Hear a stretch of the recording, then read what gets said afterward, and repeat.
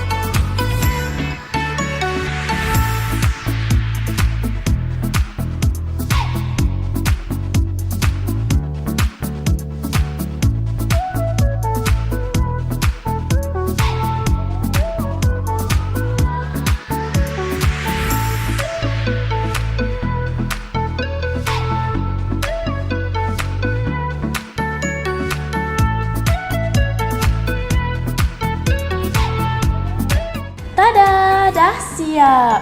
Jadi sesiapa yang berminat dengan kipas Flywing 12 inci table fan ni, bolehlah kunjungi kedai kami ataupun WhatsApp kami. Bye bye.